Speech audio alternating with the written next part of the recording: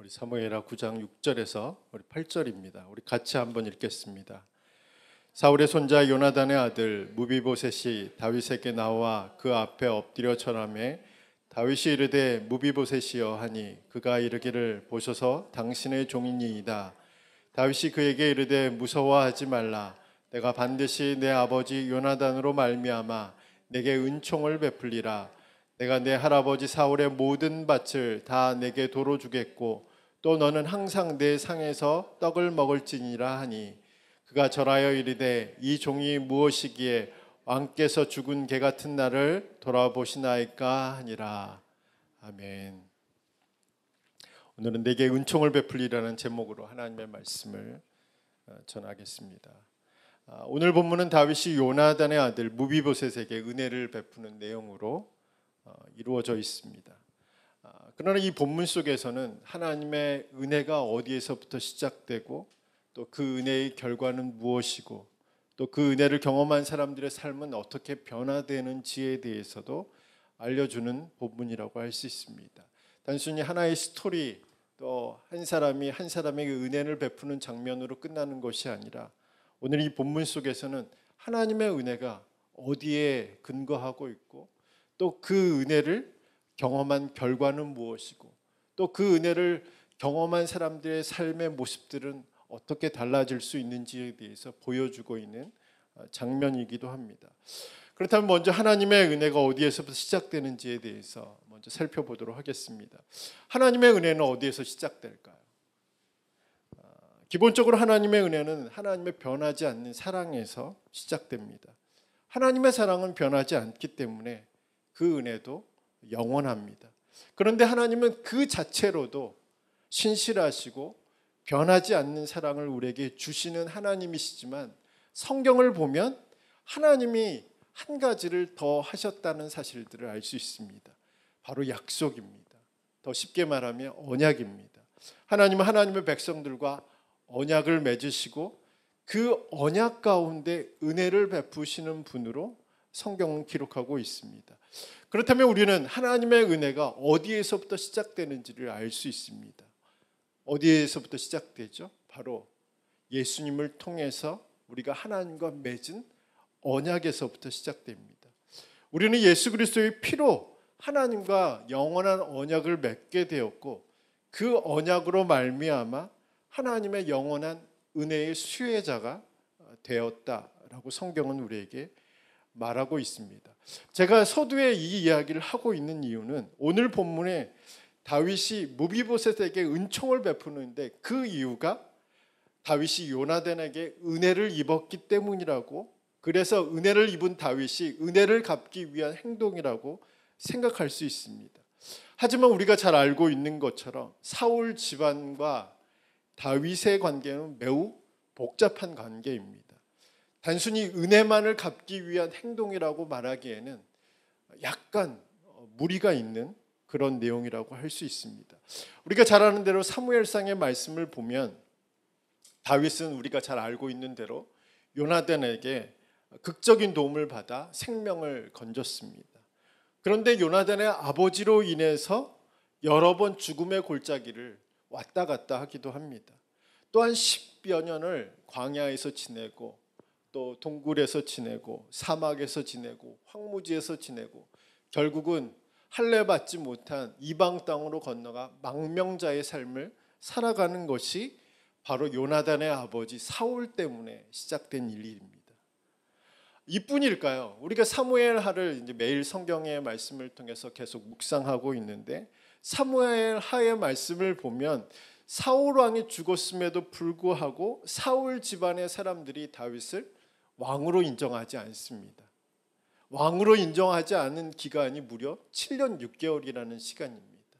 그러니까 사울 집안 자체가 다윗이 하나님의 기름 부음 받음을 받았다는 사실을 알고 있음에도 불구하고 다윗을 인정하지 않아요. 다윗을 왕으로 받아들이지 않습니다. 그게 바로 7년이라는 시간이 그렇게 행동했습니다. 분명 그들은 다윗이 다음에 왕이 될 것을 알았음에도 불구하고 다윗을 인정하지 않았습니다. 그때 다윗의 심정은 어땠을까요? 아마 복잡했을 겁니다. 성경에서는 다윗의 모습에 대해서 그 다윗의 심정에 대해서 정확하게 기록하고 있지 않겠지만 7년이라는 시간 동안 헤브론에서만 생활하고 있었기 때문에 그의 인생 또 그의 마음은 매우 복잡했을 것입니다.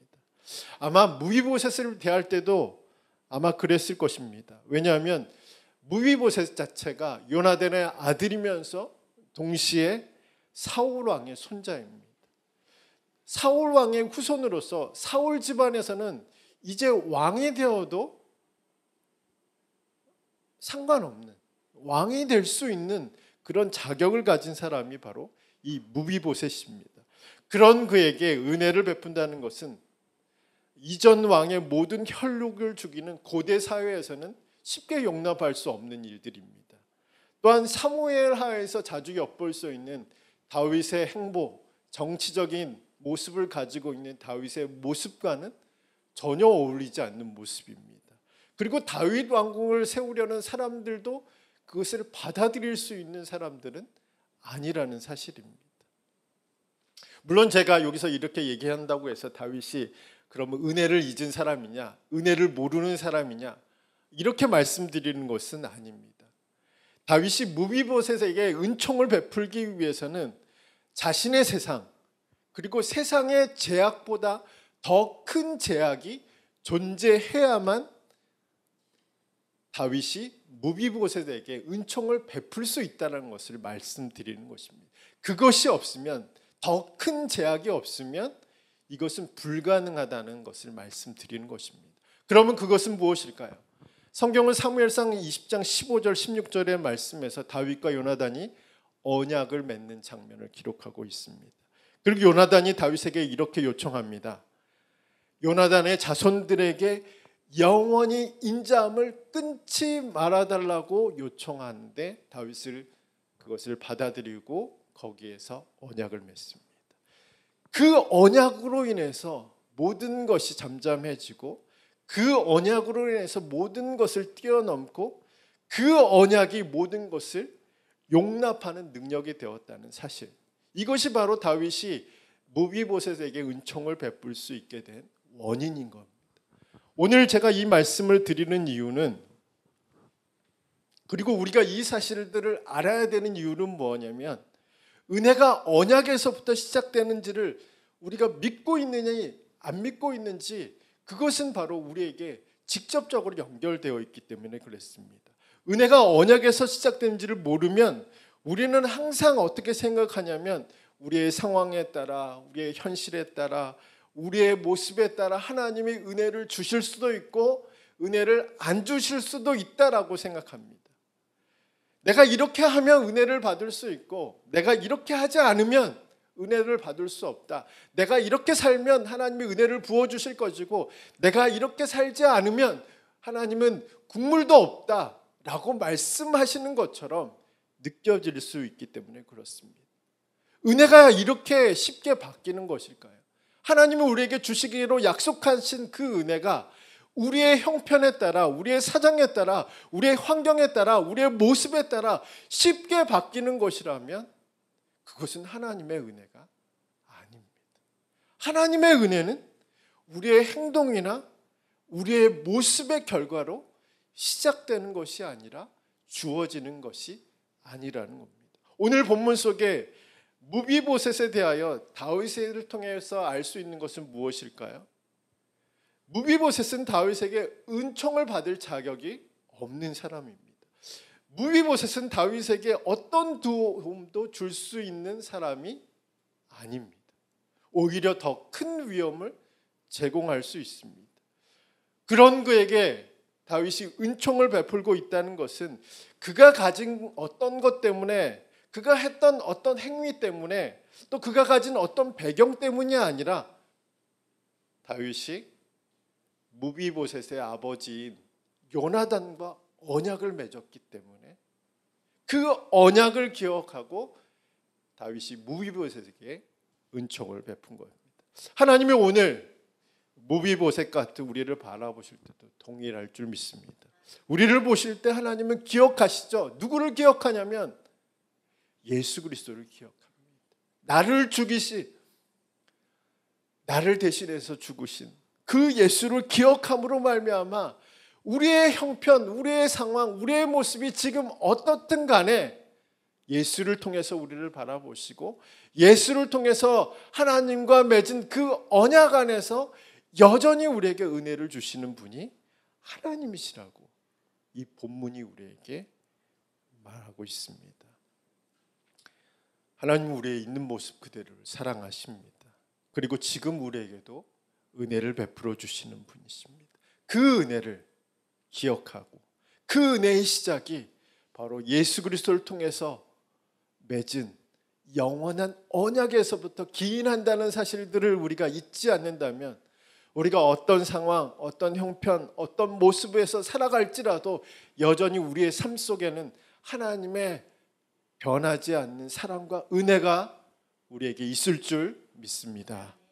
자, 두 번째는 하나님의 은혜를 받은 결과는 어떨까요? 때때로 우리의 삶을 살다 보면 다른 것은 다 있는데 은혜만 쏙 빠져 있는 느낌을 받을 때가 있습니다. 또한 하나님은 언약 안에서 늘 우리에게 변함없는 사랑과 은혜를 베푸신다고 성경은 기록하고 있는데 그 말씀에 수긍하기 어려운 상황과 환경이 있습니다. 그렇다면 우리는 이런 때에도 하나님의 은혜가 내게 있다라고 말할 수 있을까요? 오늘 본문 속의 무비보셋의 인생을 보면 그런 인생처럼 보이죠. 은혜 없는 인생처럼 보입니다. 어떻게 보면 무비보셋이 잘못한 것은 하나도 없어요. 그의 인생에서 억울하고 한이 많은 인생처럼 보이는 것이 그의 인생입니다. 그래서 은혜 없는 삶처럼 보여요. 은혜가 그의 삶에서 전혀 찾아볼 수 없는 것처럼 보입니다. 그런데 오늘 본문을 살펴보면 다윗을 만나기 전까지 무비보셋이 은혜를 경험하고 있다는 사실들을 기록하고 있는 구절이 있습니다. 우리 4절의 말씀 우리 한번 찾아서 우리 9장 4절 말씀입니다. 우리 같이 한번 읽겠습니다. 왕이 그에게 말하되 그가 어디 있느냐 하니 시바가 왕께 아뢰되 로드발 암미엘의 아들 마길의 집에 있나이다 하니라. 다윗이 이제 시바에게 묻죠. 사울의 손자고 요나단의 아들이 어디 있느냐. 그랬더니 이 시바가 그 얘기를 합니다. 로드발 암미엘의 아들 마길의 집에 있다라고 말합니다. 여기서 로드발은 지역의 이름입니다. 이 로드발이라는 뜻 자체가 황무지라는 뜻입니다.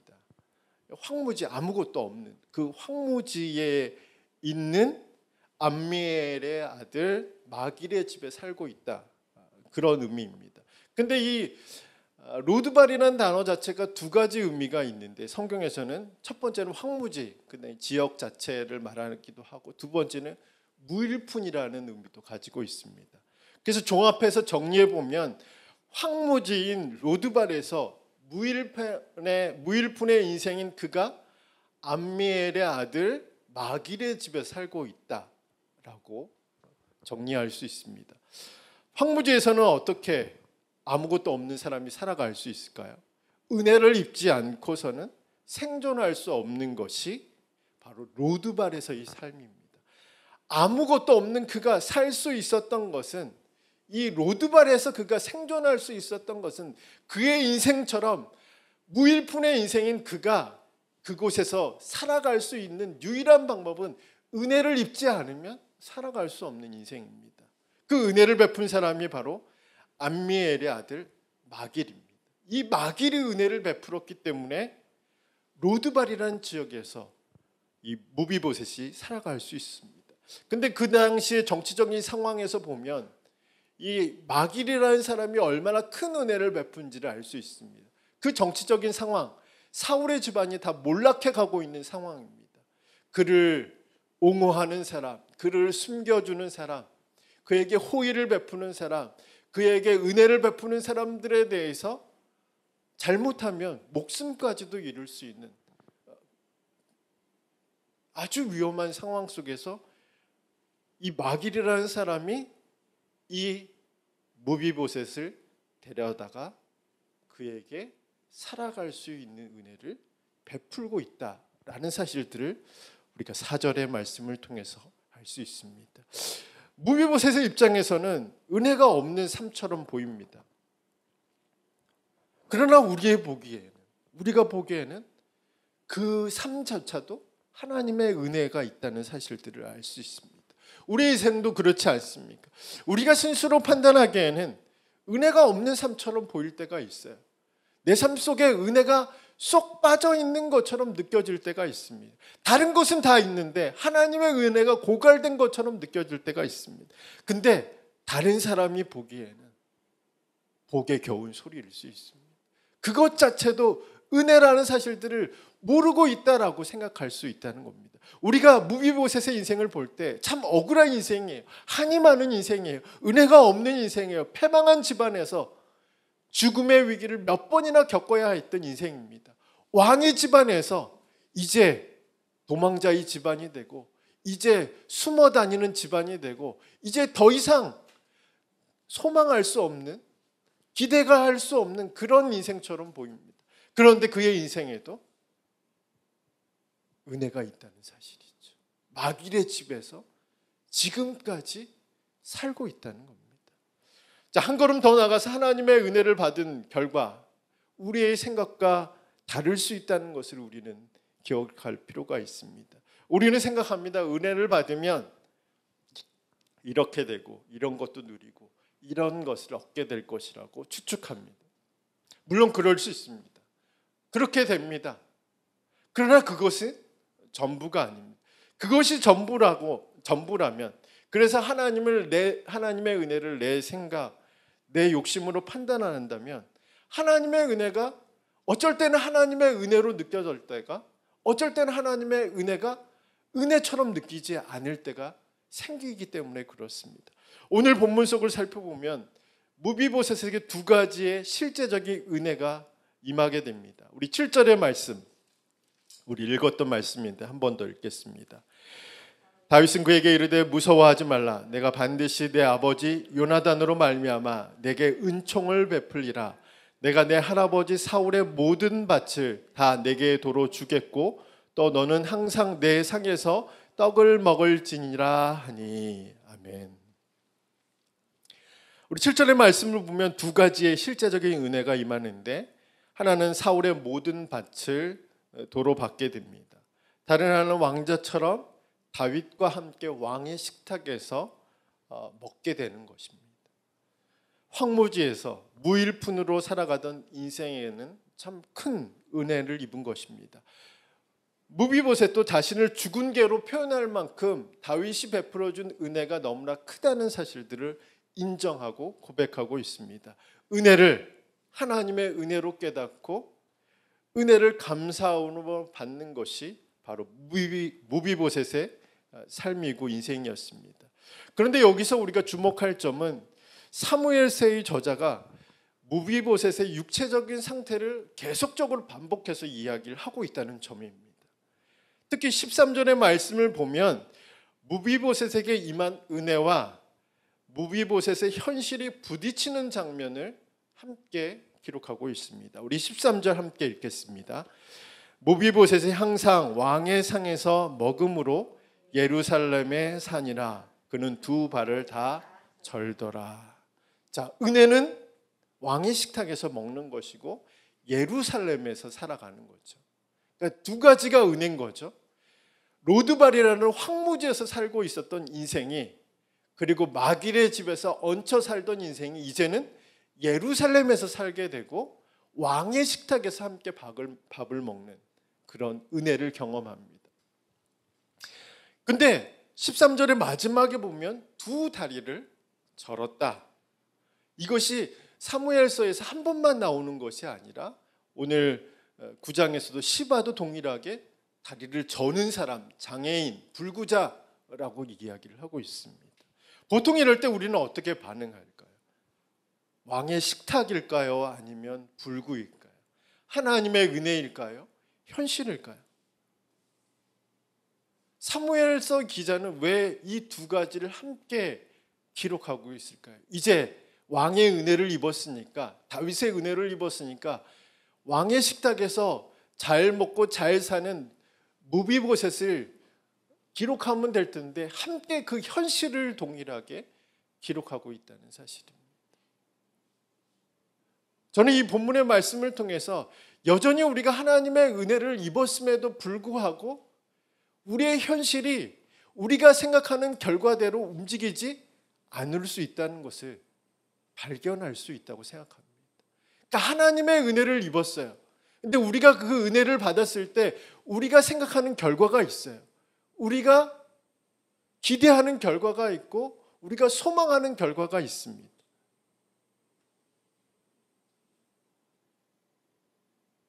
그런데 실제로 은혜를 받았는데 상황이 바뀌지 않은 거예요. 여전히 두 다리를 저는 인생으로 살아가야 됩니다. 왕의 식탁에서 먹는 것, 예루살렘에서 먹는 것 자체가 은혜이고 감당하지 못할 감격스러운 일이겠지만 동시에 현실은 여전히 두 다리를 저는 인생, 그것이 바로 무비보셋의 인생입니다. 우리는 여기서 늘 어떤 생각을 하게 되냐면 하나님의 은혜가 주어졌으면 내가 생각한 결과가 나타나야 된다라고 생각합니다. 그러나 그 결과는 무비보셋에게 나타나지 않았다는 거죠. 상황이 바뀌고 환경이 바뀔 수는 있지만 여전히 그는 자신이 직면하고 있는 현실 속에서 살아가는 인생입니다. 이 현실이 나중에는 다윗이 압살롬의 반역에서 도망갈 때 시바의 속임수에 의해서 다윗의 오해를 받는 결과를 얻게 되고요. 이런 여러 가지 일들이 변하지 않고 계속 발생하는 겁니다. 그런데 오늘 본문 속에서 무비보셋은 어떻게 생각했을까요? 그것까지도 은혜라고 생각합니다.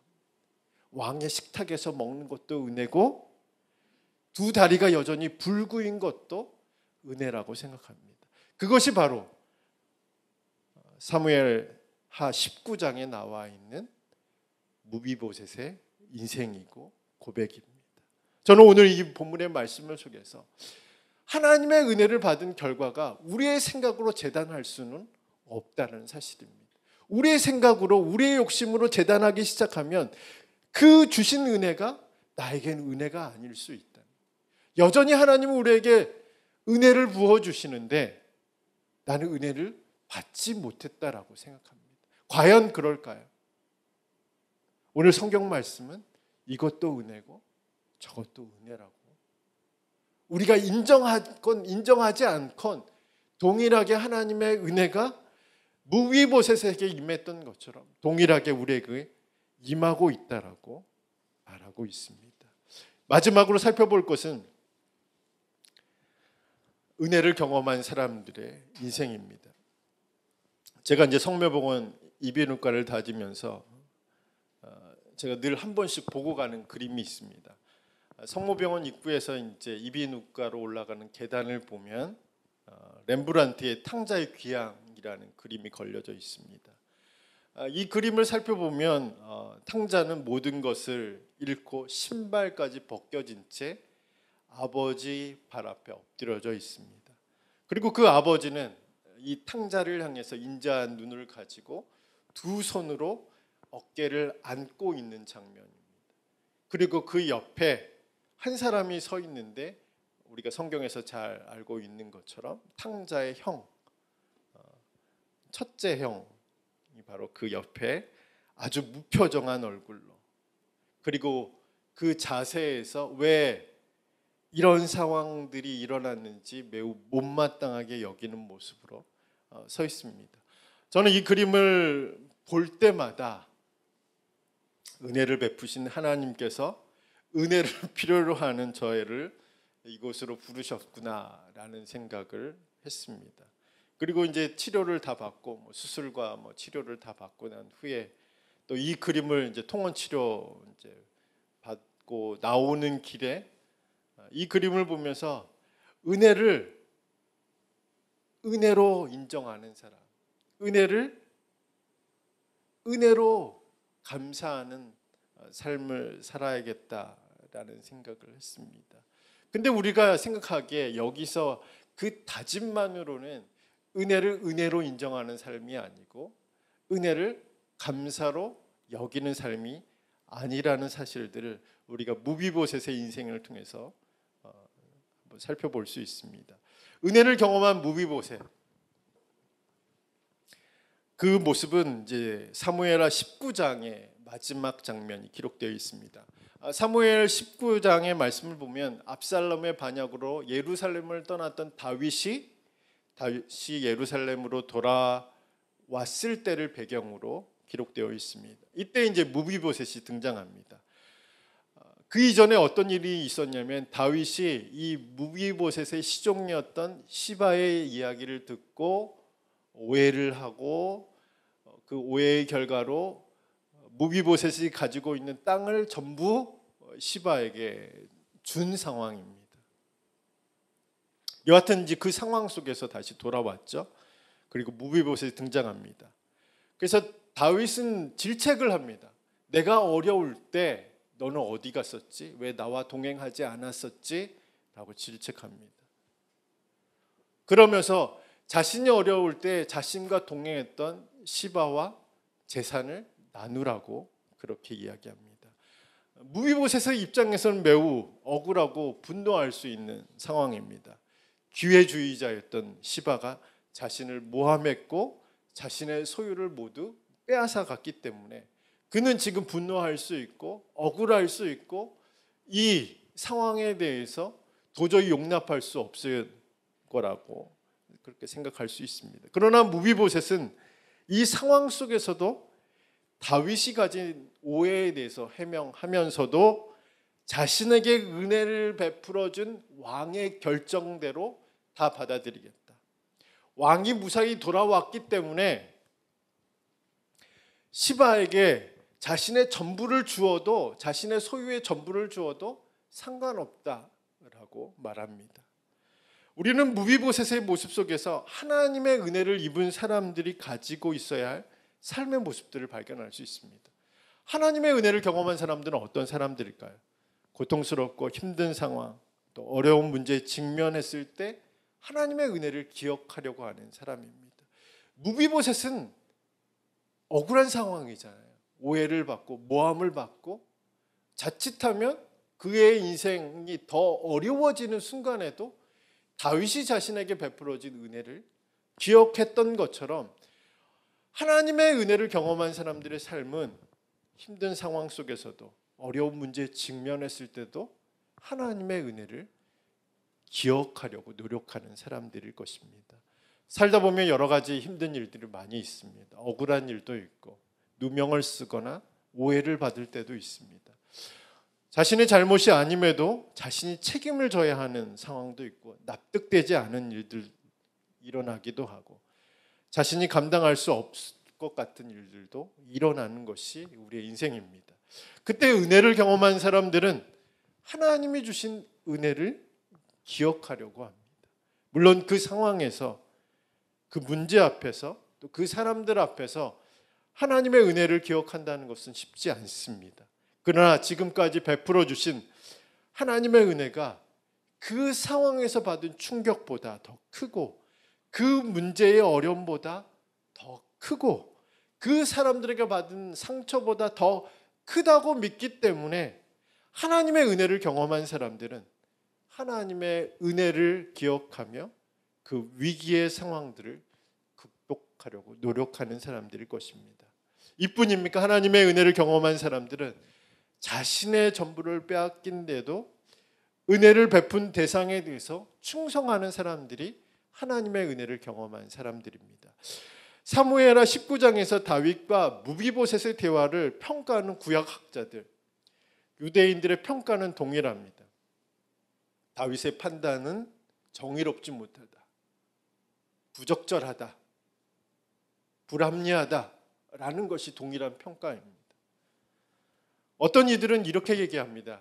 이 부적절한 판단, 불의한 이 결정으로 인해서 결국은 남유다와 북이스라엘이 깨어지는 결과를 가져왔다라고 이야기를 합니다. 그런데 이 상황 속에 있는 무비보셋에 대한 평가는 동일합니다. 어떤 평가냐면 불합리한 상황 속에서도 다윗에게 보여준 그의 신실함, 그의 충성스러움은 다윗보다 더 뛰어나다라는 것이 이 사무엘 19장에 등장하는 무비보셋에 대한 평가입니다. 왕의 처분에 모든 것을 맡기고 자신의 소유보다 왕이 건강하게 다시 예루살렘에 돌아온 것이 더 기쁘다라고 생각하는 사람이었기 때문에 이 무비보셋의 충성심, 신실함에 사람들은 찬사를 보낸 것입니다. 하나님의 은혜를 경험한 사람들의 삶에도 이러한 삶의 모습들이 있어야 될 줄 믿습니다. 하나님의 은혜를 경험한 사람들은 자신이 불리하고 어려운 상황 속에서도 하나님의 은혜를 기억하는 사람들입니다. 그뿐 아니라 자신의 모든 것을 맡기고 자신의 소유보다도 더 하나님을 사랑하는 사람이 하나님의 은혜를 경험한 사람들의 삶의 모습입니다. 2019년에 출판한 김온유 씨의 숨쉬지 못해도 괜찮아라는 간증집이 있습니다.